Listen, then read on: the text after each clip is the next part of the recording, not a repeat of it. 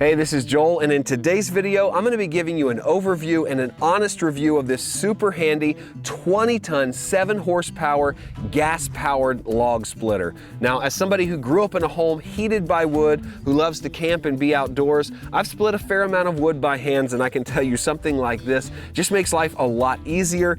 This is what I would call a medium to light-duty log splitter. It is much more capable than the electric log splitters I've seen and used, but it's also a little smaller for a gas-powered log splitter. They say it can handle logs up to 20 inches long and 16 inches in diameter. We're going to test that out in just a minute, but before we do that, let's look around the machine and familiarize ourselves with all the features and all the functionality that it can provide us with.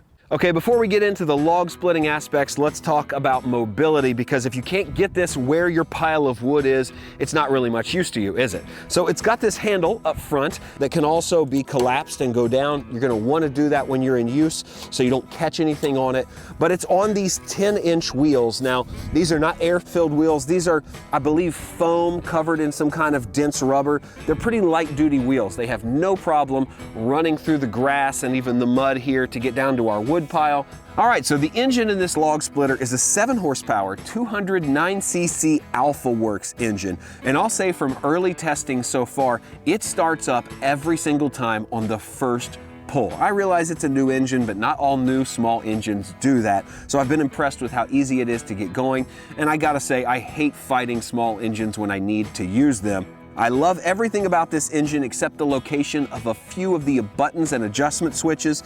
To start with, there's an on-off switch that's all the way back here. And it's easier if I get underneath the machine and show it to you.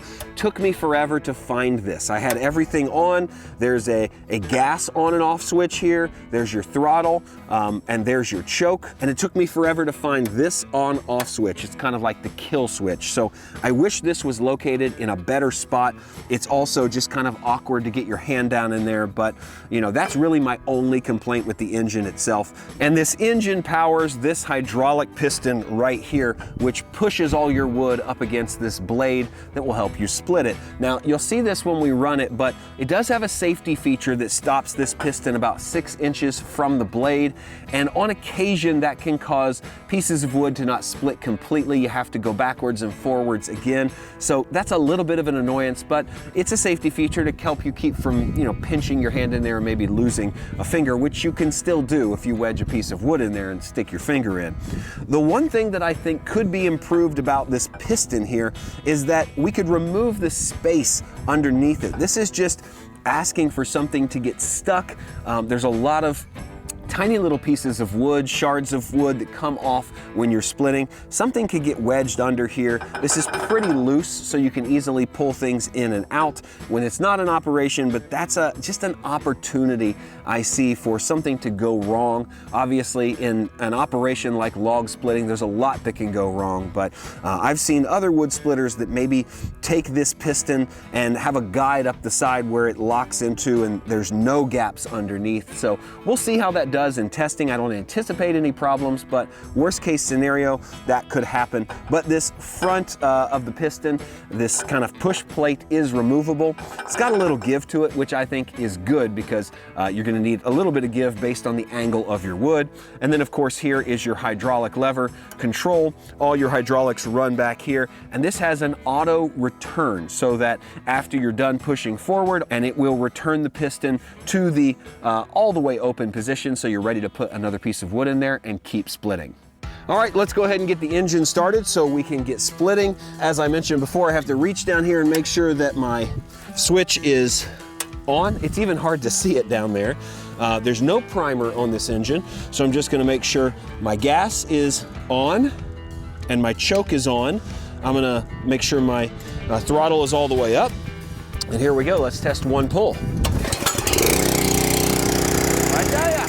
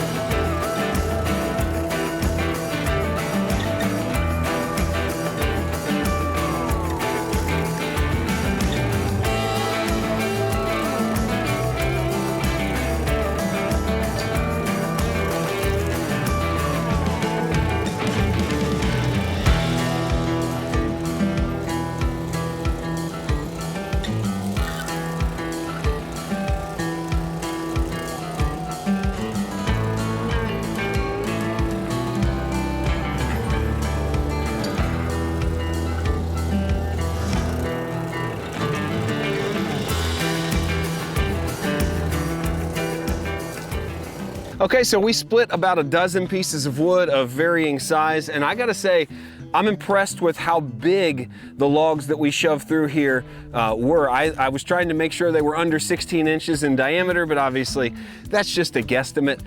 We put a couple pieces through here that I thought would be too big, but this splitter handled them really well, and I didn't see anything get caught underneath the piston here, no troubles. You know, even uneven pieces of wood, things that were a little split in places, it seemed to handle just fine.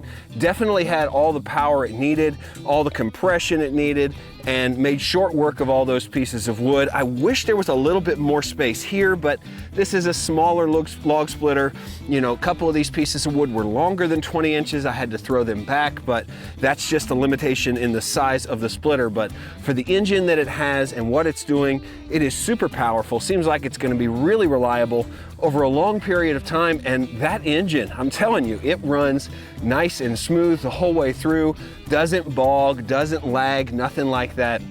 And I could see splitting on this pile of wood for hours without any issue. And even though I mentioned this at the beginning of the video, I'll mention it one more time because I forgot until my cameraman reminded me, you need to put this handle down before you start splitting wood. It's really easy to put down, but it's also easy to forget. If you have a log that's being split and coming out here and somehow catches this handle, it's going to break this handle off because obviously the power of that hydraulic piston far outweighs the power of this tiny little handle. So make sure you put that down for safety and you should have no issues. The logs fall off nice and completely here. You did see a few times that we needed a little bit more extension from that piston to split that wood completely.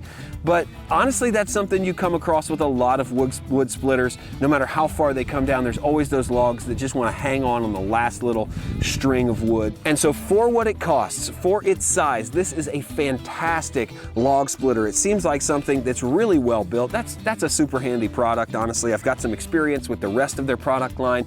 Everything works the way it should, is well engineered, obviously over-engineered at times to make sure it works well. So thanks again for watching this video about the SuperHandy 20-ton log splitter. I really think you're gonna like this one. Check it out for yourself.